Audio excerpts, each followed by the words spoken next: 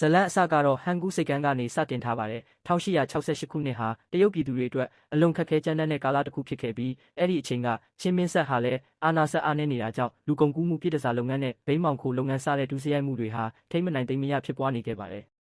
်ဟန်ကူးစိတ်ကမ်းကိုလည်းကြားနက်ကိုင်းနဲ့ပင်လယ်မြောက်ပိုင်းကိုင်းဆိုတဲ့ကိုင်းကြီးနှစ်ကိုင်းကစိုးမိုးထားတာပါကြားနက်ကိုင်းဟာစိတ်ကမ်းကိုစိုးမိုးထားရုံတင်မကပဲပြည်တစားအိမ်တွေလောင်းကစားတိုင်တွေနဲ့ဘိန်းဆိုင်ကြီးတွေလိုစီးပွားရေးလုပ်ငန်းကြီးတွေကိုပါပိုင်ဆိုင်ထားပါတယ်ဒီလုပ်ငန်းတွေကိုတော့ကိုင်းကောင်းဆောင်ရဲ့မွေးစားသား၃ယောက်ကစီမံခန့်ခွဲကြတာပါဒီအတော်အတွင်းကြားနက်ကိုင်းချုပ်သခင်ကြီးလီဟာသူ့ရဲ့စတုထမြောက်မွေးစားသားဖြစ်လာမဲ့အရေးချင်းရှိတဲ့ရဲဘော်အသစ်တစ်ယောက်ကိုရှာဖွေနေခဲ့ပါတယ်ဒါကြောင့်ဂိုင်းတက်9နှစ်ကျော်ပြီဖြစ်တဲ့တတိခဲလူငယ်အဖွဲ့ဝင်ချို့ကိုဆင့်ခေါ်ခဲ့ပြီးအဲ့ဒီထဲမှာဝမ်ဖေးဟုံလည်းပါဝင်ပါတယ်ဖေးဟုံနဲ့အခြားရဲဘော်တွေရောက်သွားတဲ့အချိန်မှာသခင်ကြီးလီကတစ္ဆာဖောက်တစ်ယောက်ကိုစစ်ဆေးနေပြီးဝန်မခံတဲ့အတွက်နောက်ဆုံးမှာအသက်ပါတက်ပစ်လိုက်ပါတယ်ဒါကိုဖေးဟုံကမျက်ဝါးထင်ထင်မြင်တွေ့ခဲ့ရပေမဲ့ဘာကြောင့်ရွတုံးလုံးမှုကိုမှမပြသခဲ့တာကြောင့်သခင်ကြီးလီသဘောကျသွားပါတယ်နောက်ပိုင်းအဖွဲ့ဝင်အဆင့်တိုးမြင့်တဲ့အခမ်းအနားမှာသခင်ကြီးလီကဖေးဟုံကိုပို့ပြီးသဘောကျသွားပြန်ပါတယ်သူကလူငယ်တွေကိုခွက်တစ်ခုစီကင်ခိုင်းပြီးခွက်ရှံတဲ့အထိရေနွေးပူတွေလောင်းထည့်ခဲ့တာပါအခြားလူတွေကအပူဒဏ်မခံနိုင်ပဲခွက်တွေလွှတ်ချလိုက်ကြပေမဲ့ဖေးဟုံကတော့လက်ချောင်းတွေနီရဲလာတဲ့အထိတည်ငြိမ်စွာနဲ့ခွက်ကိုစက်ကင်ထားနိုင်ခဲ့ပါတယ်အခမ်းအနားပြီးတဲ့နောက်မှာတော့သခင်ကြီးလီကသူတို့ကိုခေါ်ယူရတဲ့တကယ်အကြောင်းရင်းကိုပြောပြပါတော့တယ်အဲ့ဒါကတော့ပင်လယ်မြောက်ပိုင်းကိုင်းရဲ့ခေါင်းဆောင်ကိုတတ်ခိုင်းဖို့ပါပဲဘယ်သူမဆိုအဲ့ဒီကိုင်းချုပ်ရဲ့ခေါင်းကိုဖျက်ယူလာနိုင်ရင်သူ့ရဲ့စတုထမြောက်မွေးစားသားအဖြစ်ခန့်အပ်မယ်လို့ကတိပေးခဲ့ပါတယ်ဒီလိုလုပ်တာဟာကိုင်းနှစ်ကိုင်းကြားကငြိမ်းချမ်းရေးကိုပြပြစေပြီးစစ်ပွဲဖြစ်လာနိုင်မှန်းသခင်ကြီးလီသိပေမဲ့သူကတော့ရင်ဆိုင်ဖို့အသင့်ပါပဲနောက်ရက်မှာတော့ဖေးဟုံဟာပင်လယ်မြောက်ပိုင်းကိုင်းရဲ့ဌာနချုပ်ကိုတယောက်တည်းသွားရောက်ပြီးတောင်းကျမ်းပါတော့တယ်မကြခင်မှာပဲသူဟာဂိုင်းချုပ်နဲ့ထိတ်တိုက်တွေ့ပြီးအပြင်းထန်တိုက်ခိုက်ခဲ့ရပေမဲ့နောက်ဆုံးမှာတော့ဖေးဟုံကပဲအနိုင်ရရှိသွားပါတယ်သခင်ကြီးလီရဲ့အမိန့်အတိုင်းဂိုင်းချုပ်ရဲ့ခေါင်းကိုဖျက်ယူလိုက်တဲ့အချိန်မှာပင်လယ်မြောက်ပိုင်းကိုင်းသားတွေဝိုင်းအောင်ရောက်ရှိလာပါတယ်ဖေးဟုံဟာရန်သူအင်အားအစမတန်များပြားပေမဲ့နောက်မဆုတ်ပဲရဲရဲဝံ့ဝံ့ပြန်လည်တိုက်ခိုက်ခဲ့ပါတယ်အများပြားကိုနှိမ်နင်းနိုင်ခဲ့ပေမဲ့နောက်ဆုံးမှာလူအင်အားမမျှတာကြောင့်ဒဏ်ရာတွေနဲ့လဲကျသွားခဲ့ပါတယ်ကံကောင်းထောက်မစွာပဲသူ့ရဲ့တငယ်ချင်းတစ်ယောက်ကမီရှူမီပန်းတွေဖောက်ပြီးရန်သူတွေကိုအာယုံလွှဲကကဲထုတ်သွားခဲ့ပါတယ်အဲ့ဒီညမှာပဲဒဏ်ရာတွေနဲ့သတိလစ်နေတဲ့ဖေးဟုံကိုကြားနက်ကိုင်းရဲ့နယ်မြေထဲပြန်ခေါ်လာခဲ့ကြပါတယ်သခင်ကြီးလီဟာရန်သူကောင်းဆောင်ရဲ့ဦးကောင်းပါတဲ့အထုပ်ကိုဖေးဟုံစုပ်ကင်ထားတာမြင်တော့အလွန်ဝမ်းသာသွားပြီးသူ့ကိုစတုထမြောက်မွေးစားသားအဖြစ်ချက်ချင်းသတ်မှတ်လိုက်ပါတော့တယ်ဒါအပြင်သူ့ကိုအမြန်ဆုံးစေကူတာပေးဖို့လည်းအမိန့်ပေးခဲ့ပါတယ်ဖေးဟုံရဲ့တငယ်ချင်းတစ်ယောက်ဖြစ်တဲ့သွားကြီးကသူ့ကိုစေကူတာပေးဖို့စေတနာဝန်ထမ်းလုပ်ခဲ့ပါတယ်ဘာဖြစ်လို့လဲဆိုတော့အတိတ်တုန်းကဖေးဟုံကသူ့အသက်ကိုကဲခဲ့ဘူးလို့ပါဖေးဟုံကိုယ်တိုင်ကတော့အဲ့ဒါကိုမမှတ်မိတော့ပါဘူးနောက်တစ်ရက်မှာတော့ပင်လယ်မြောက်ပိုင်းကိုင်းချုပ်ရဲ့သားဖြစ်သူဝူလုံဟာသူ့အဖေရဲ့ခေါင်းကိုစိတ်ကမ်းမှာချိတ်ဆွဲထားတာမြင်ပြီးဒေါသအိုးပေါက်ကွဲသွားကကြားနက်ကိုင်းကိုကလဲစားချေဖျက်ဆီးပစ်မယ်လို့ကြိမ်ဆိုပါတော့တယ်ကြားနက်ကိုင်းဤလှုပ်ဝက်ချက်ရဲ့အနှဲငယ်ကြပြီးနောက်မွေးစားသားဖြစ်လာတဲ့ဖေးဟုံဟာနောက်ဆုံးအဆင့်အနေနဲ့ကြောပြင်မှာကြားနက်တက်တူထိုးရမယ့်အခမ်းအနားကိုလှုပ်ဆောင်ရပါတယ်ကံကောင်းချင်တော့တက်တူဆရာကစကားအလုံးများတဲ့အဖိုးကြီးတစ်ယောက်ဖြစ်နေတာကြောင့်ဖေးဟုံအတွက်ပြင်းစရာမကောင်းခဲ့ပါဘူးအဲ့ဒီအဖိုးကြီးကစကားဆက်မိရင်ကြားနက်ကိုင်းရဲ့လှုပ်ဝက်ချက်များစွာကိုပြောပြခဲ့ပါတယ်အဲ့ဒီထဲကစိတ်ဝင်စားစရာအကောင်းဆုံးအချက်ကတော့ဂိုင်းရဲ့ငွေတိုက်ကြီးကိုတော့နှစ်ချောင်းရှိမှဖွင့်လို့ရတယ်ဆိုတာပါပဲဒီတော့တွေကိုတော့ဝင်ငွေအကောင်းဆုံးစီးပွားရေးလုပ်ငန်းတွေကိုကင်ထားတဲ့မွေးစားသားနှစ်ယောက်ကထိမ့်သိမ်းထားတာပါလက်ရှိမှာတော့လောင်းကစားလုပ်ငန်းကိုကင်ထားတဲ့ကြီးကန်းနဲ့ပြည်တစားလုပ်ငန်းကိုကင်ထားတဲ့ငွေအိုကြီးတို့စီမှာရှိပါတယ်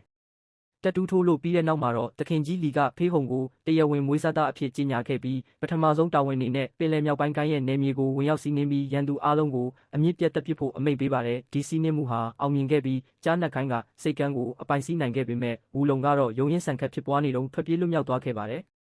ပင်လယ်မြောက်ပိုင်းကိုင်းကိုအနိုင်ရလိုက်တာကြောင့်လူတိုင်းကဖေးဟုံကိုကြောက်ရွံ့တည်လာကြပါတယ်ဒါပေမဲ့ကြားနက်ကိုင်းသားတွေမသိတာတခုကတော့အန်ရတစ်တခုချင်းကပ်လာနေပြီဆိုတာပါပဲအဲ့ဒါကတော့ကြားနက်ကိုင်းရဲ့ကြပြုနှိမ့်ဆက်မှုကြောင့်မိဘတွေဆုံးရှုံးခဲ့ရတဲ့မိဘမဲ့ကလေးတွေစူးစီးပြီးကလက်စားချေကိုတစ္ဆာဆူထားတဲ့အဖွဲ့ပဲဖြစ်ပါတယ်လောလောဆယ်မှာတော့ကြားနက်ကိုင်းသားတွေဟာအောင်ပွဲခံတဲ့ပါတီပွဲမှာပဲနစ်မွန်းနေကြပါတယ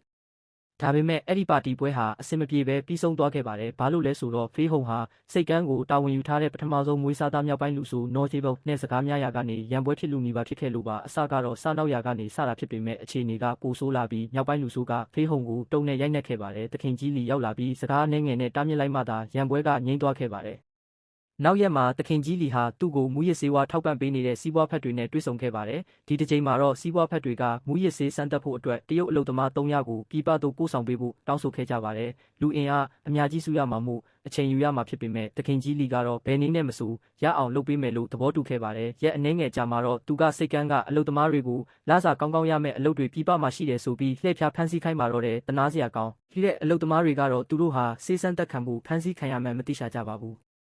အချိန်တွေကုန်လွန်လာတာနဲ့အမျှဖေးဟုံဟာငားများရင်းနဲ့သူ့ရဲ့ငယ်တငယ်ချင်းလည်းဖြစ်ပြည်တစားလည်းဖြစ်နေတဲ့ရှောင်းဟွာနဲ့အချိန်ဖြုံးတာများလာပါတယ်။တရက်မှာတော့ဖေးဟုံကသူမကိုကြားနက်ကိုင်းရဲ့ငွေတိုက်တီနေရနဲ့တော့နှစ်ချောင်းအကြောင်းအပါဝင်ဂိုင်းရဲ့လှုပ်ဝက်ချက်အားလုံးကိုထူးထူးဆန်းဆန်းပြောပြခဲ့ပါတယ်။နောက်ရက်မှာတော့ရှောင်းဟွာကအချုပ်တီတယောက်စီအင်ဂျီသွားပြင်ရင်အဲ့ဒီအင်ဂျီထဲမှာငွေတိုက်တော့အကြောင်းရေးထားတဲ့စာရွက်တစ်ရွက်ကိုလှုပ်ဝက်ထည့်ပေးလိုက်ပါတယ်။တကယ်တော့အဲ့ဒီအချက်ကုတ်တီမလေးဟာအချုပ်တီအစ်စ်မဟုတ်ပဲဖေးဟုံရဲ့နောက်ထပ်ငယ်တငယ်ချင်းတယောက်ဖြစ်တဲ့ခြုံဖြစ်နေပါတယ်။ဒါဆိုဖေးဟုံကဘာလို့ဂိုင်းရဲ့လှုပ်ဝက်ချက်တွေကိုဖော်ကောင်လုပ်ရတာလဲ။သူကြားနက်ကိုင်းကိုတစ္ဆာဖောက်လိုက်တာလား။ဒါကိုသိဖို့ဖေးဟုံရဲ့အတိတ်ကိုပြန်ကြည့်ရပါမယ်။အတိတ်ဆက်ကြောင်းအရဝန်ဖေးဟုံဟာအဆိုင်ဆရာလည်းဖြစ်ကွန်ပူးပညာရှင်လည်းဖြစ်တဲ့အဖေရဲ့သားဖြစ်ပါတယ်။သူ့အဖေဟာစေကူတာပေးုံတင်မကပဲကြားနက်ကိုင်းနဲ့ပင်လယ်မြောက်ပိုင်းကိုင်းတွေရဲ့ရက်စက်မှုကြောင့်မိဘမဲ့ဖြစ်ခဲ့ရတဲ့ကလေးတွေကိုပါမွေးစားဆောက်ရှောက်ထားသူပါဖေးဟုံမှာငယ်တငယ်ချင်း၃ယောက်ရှိပြီးအဲ့ဒါတွေကတော့ခြုံဟွာနဲ့တငယ်စဉ်ကလေးကချစ်ခဲ့ရတဲ့ရှောင်းဟွာတို့ဖြစ်ပါတယ်။တရက်မှာတော့ရှောင်းဟွာကိုကြားနက်ကိုင်းသားတယောက်ကပြန်ပေးဆွဲပြီးပြည်တစားအိမ်ကိုရောင်းစားပစ်လိုက်ပါတယ်။ဖေးဟုံကသူ့အဖေကိုကယ်ပေးဖို့ငိုယိုတောင်းပန်ခဲ့ပေမဲ့သူတို့သွားရှာတဲ့အချိန်မှာရှောင်းဟွာကပြည်တစားရက်ွက်ထဲရောက်သွားပြီဖြစ်လို့ဘာမှတတ်နိုင်ခြင်းမရှိတော့ပါဘူး။ဒီကြားထဲကြားနက်ကိုင်းကဖေးဟုံရဲ့အဖေကသူတို့လူတယောက်ကိုဒဏ်ရာရအောင်လုပ်ခဲ့တာကိုမကျေနပ်တာကြောင့်တညမှာဖေးဟုံတို့အိမ်ကိုမိရှို့ပြီးကလဲစားချေခဲ့ပါတယ်။အဲ့ဒီအိမ်ထဲမှာမိဘမဲ့ကလေးတွေအများကြီးရှိနေပြီးဖေးဟုံကကလေးတွေကိုကဲတင်ရင်းမီးလောင်ဒဏ်ရာရခဲ့ကသူ့အဖေကတော့မီးထဲမှာပဲဆုံးပါသွားခဲ့ပါတယ်။နာကြီးကြေကွဲရတဲ့ဖေးဟုံနဲ့ဟွာတို့ဟာကြားနက်ကိုင်းသားရဲ့အိမ်ကိုသွားပြီးကလဲစားချေဖို့လုပ်ပေမဲ့အဲ့ဒီလူကအခြားတယောက်ရဲ့တပ်ဖြတ်ခြင်းကိုခံထားရပြီးသားဖြစ်နေပါတယ်။အဲ့ဒီအချိန်မှာဘုန်းကြီးတစ်ပါးပေါ်လာပြီးသူတို့နှစ်ယောက်ကိုကူတစ်ခုတည်းခေါ်သွားခဲ့ပါတယ်။အဲ့ဒီဘုန်းကြီးကကလဲစားချေခြင်းရဲ့စစ်မှန်တဲ့အတိတ်ပဲကိုရှာမတွေ့မချင်းသူတို့ကိုအပြင်ပေးမထွက်ပဲကွန်ပူးပညာရက်တွေကိုပြင်းပြင်းထန်ထန်တင် जा ပေးခဲ့ပါတယ်။ကြီးပြင်းလာတဲ့အခါမှာတော့သူတို့ဟာကလဲစားချေခြင်းရဲ့စစ်မှန်တဲ့အတိတ်ပဲဟာအနည်းအကျရောက်နေတဲ့အခြားသူတွေရဲ့အသက်ကိုကယ်တင်ခြင်းဖြစ်တယ်ဆိုတာကိုနားလည်သွားခဲ့ကြပါတယ်။ဒီအဖြစ်ကိုဘုန်းကြီးကသဘောကျတာကြောင့်သူတို့ကိုဂူထဲကထွက်ခွင့်ပေးခဲ့ပါတယ်။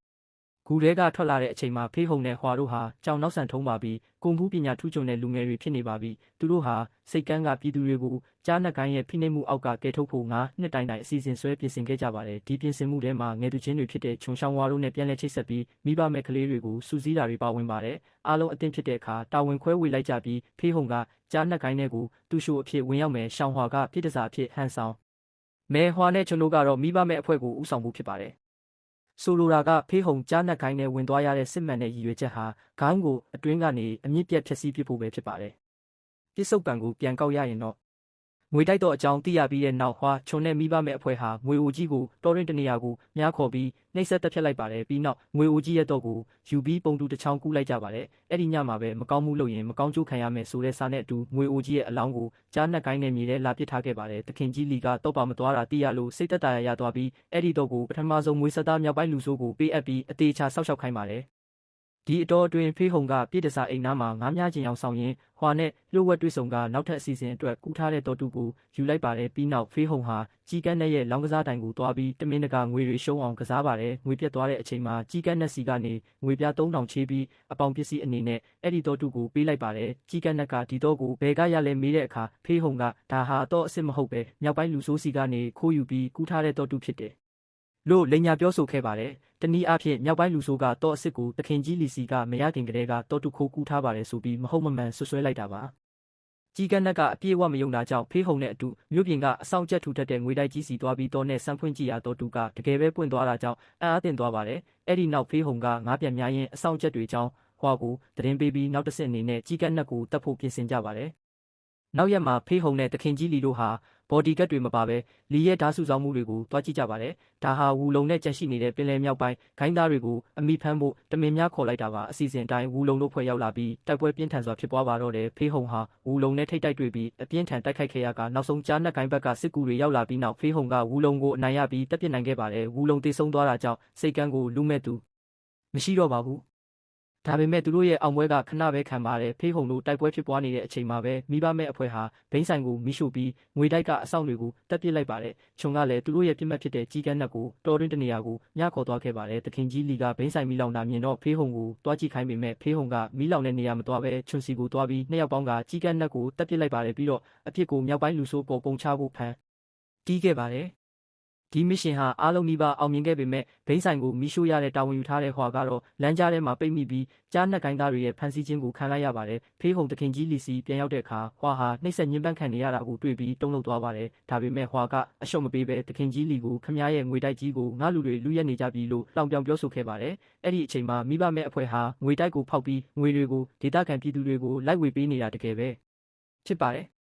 ဒီသတင်းကြောင့်တခင်ကြီးလီဒေါသအိုးပေါက်ကွဲသွားပြီးဂိုင်းထဲမှာတစ္ဆာဖောက်ရှိနေပြီဆိုတာရိပ်မိသွားပါတယ်။အဲ့ဒီနောက်ကြီးကန်းနဲ့ရဲ့အလောင်းရောက်လာတဲ့အခါအလောင်းမှာရှိတဲ့ဒဏ်ရာတွေဟာမြောက်ပိုင်းလူဆိုးရဲ့တုတ်ချက်တွေနဲ့တူနေတာကြောင့်ပိုပြီးတုန်လှုပ်သွားကြပါတယ်။တကယ်တော့ဖေးဟုံကပါတီပွဲတုန်းကတမင်ရန်စပြီးမြောက်ပိုင်းလူဆိုးရဲ့တုံးနဲ့အိုက်ခံခဲ့တာဟာအဲ့ဒီတုတ်ရအတိုင်းပုံတူထုစစ်ဖို့အတွက်ဖြစ်ပါတယ်။ဖေးဟုံရဲ့အနာခံမှုဟာအခုတော့အရာထင်သွားခဲ့ပါပြီ။လူတိုင်းကမြောက်ပိုင်းလူဆိုးကိုတစ္ဆာဖောက်လို့တန်တရားဝင်ကြတဲ့အခါမြောက်ပိုင်းလူဆိုးကဟွာရဲ့လေပင်ကိုဓာတ်နဲ့ထောက်ပြီးတစ္ဆာဖောက်နာမည်ကိုပြောဖို့ချင်းချောက်ပါတယ်။ဒါပေမဲ့ဟွာကပါးနတ်စွာနဲ့မြောက်ပိုင်းလူဆိုးကိုတခုခုတိုးတိုးပြောချင်အောင်ဆောင်ပြီးအဲ့ဒီဓာတ်နဲ့ပဲသူ့ဘာသာလေပင်လေးကအသက်အသေးခံသွားခဲ့ပါတယ်။ဟွာရဲ့အသက်ပေးသွားမှုကြောင့်တခင်ကြီးလီနဲ့လူတိုင်းကမြောက်ပိုင်းလူဆိုးဟာတကယ်တစ္ဆာဖောက်ပဲလို့အပြတ်သက်ယုံကြည်သွားကြပါတယ်။ဒါပေမဲ့အံ့ဩစရာကောင်းတာကတခင်ကြီးလီကမြောက်ပိုင်းလူဆိုးကိုမတက်ပဲဒီတိုင်းပဲနှင်ထုတ်လိုက်တာကြောင့်ဖေးဟုံစိတ်ပြတ်သွားခဲ့ရပါတယ်။သူကသူတို့အချင်းချင်းတက်ကြလိမ့်မယ်လို့မျှော်လင့်ထားခဲ့တာပါ။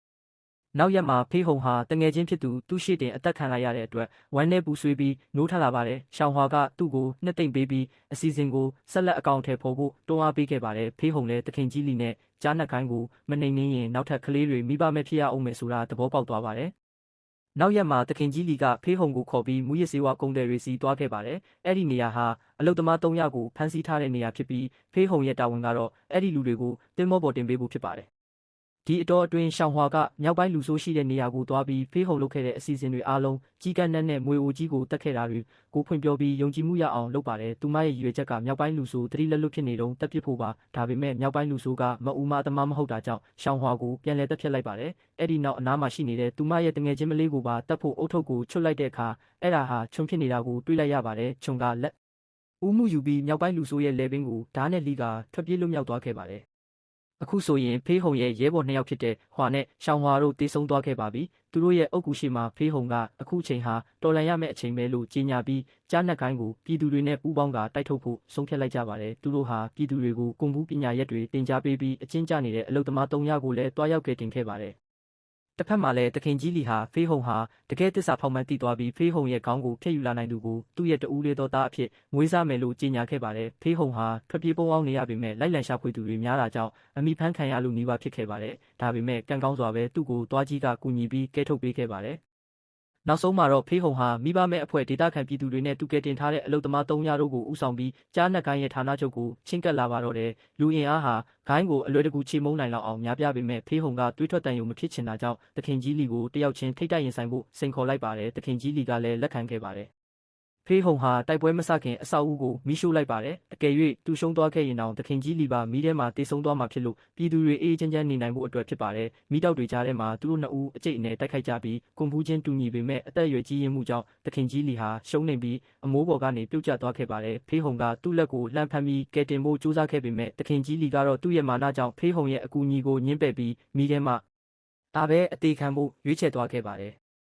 ကြံရှိနေတဲ့ကြားနှက်ကိုင်းသားတွေလည်းသူတို့ခေါင်းဆောင်တေဆုံးသွားတာကြောင့်နောက်ဆုတ်ထွက်ပြေးသွားကြပါတော့တယ်။ဇလန်အဆုံးမှာတော့ဟန်ကူစိတ်ကန်းဟာဖိနှိပ်မှုတွေကနေကင်းဝေးပြီးဘေးကင်းလုံခြုံသွားခဲ့ကဖေးဟုံကတော့ကွန်ပူးကျောင်းအစ်စ်ဖွင့်လှစ်ပြီးမြို့ကိုဆက်လက်ကာကွယ်စောင့်ရှောက်သွားပါတော့တယ်။